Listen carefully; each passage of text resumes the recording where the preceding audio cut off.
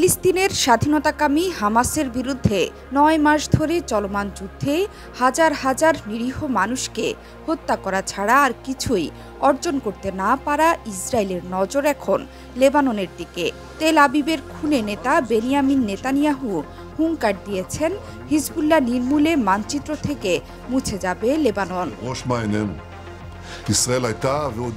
এমন হুঙ্কারের পর ২ সপ্তাহ কেটে গেলেও লেবাননের দিকে এক পা দেয়া তো দূরের কথা, উল্টো বেকায়দায় পড়ে গেছেন নেতানিয়াহু। কারণ হিজবুল্লাহ আর হামাস যে এক নয়, সেই বিষয়টি এখন হাড়ে হাড়ে বুঝতে পারছেন। পশ্চিমা দোসর থেকে শুরু করে নিজ ঘর থেকেই উঠেছে সাবধানী বাণী। সবশেষ ইসরায়েলি বিভিন্ন গোয়েন্দা সংস্থাগুলো কর্তাদের কাছে কড়া সতর্কবার্তা পাঠিয়ে বলেছে, লেবানন আক্রান্ত হবার সঙ্গে সঙ্গেই আক্রান্ত হবে উত্তর ইসরায়েলের ইহুদিরা। হিজবুল্লাহ যোদ্ধাদের সরাসরি লক্ষ্যবস্তু হবে ইসরায়েলের অধিকৃত অঞ্চলের সাধারণ মানুষ থেকে শুরু করে ঘর বাড়ি আর সব অবকাঠামো।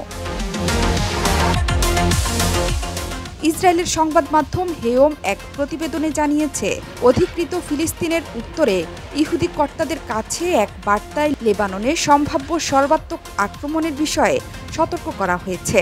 ইসরায়েলি গোয়েন্দাদের কাছ থেকে যাওয়া এই সতর্কবার্তায় আরও বলা হয়েছে, হিজবুল্লাহর সঙ্গে যুদ্ধ মোটেও সহজ হবে না।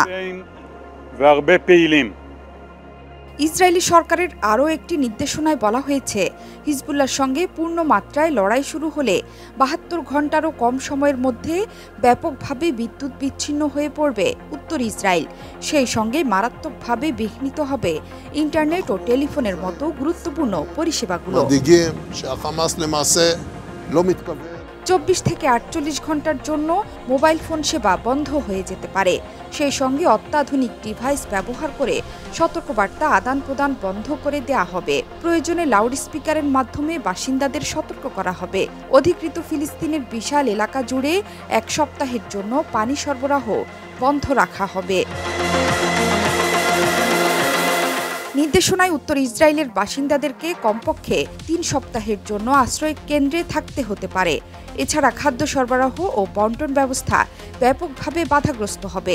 হাসপাতালের ওপর বড় ধরনের চাপও তৈরি হতে পারে বলে সতর্ক করা হয়েছে ইসরায়েলি গোয়েন্দাদের সেই নির্দেশনায়। গত অক্টোবর থেকে গাজায় ইসরায়েলি অভিযান শুরু থেকেই উত্তর ইসরায়েলকে লক্ষ্যবস্তু করে ক্রমাগত হামলা করে আসছে লেবাননের ইরান সমর্থিত সশস্ত্র গোষ্ঠী হিজবুল্লাহ। কিন্তু সাম্প্রতিক সপ্তাহগুলোতে ইসরায়েলের উত্তর সীমান্তে হিজবুল্লাহর সঙ্গে দেশটির সংঘাতের মাত্রা কয়েক গুণ বেড়েছে।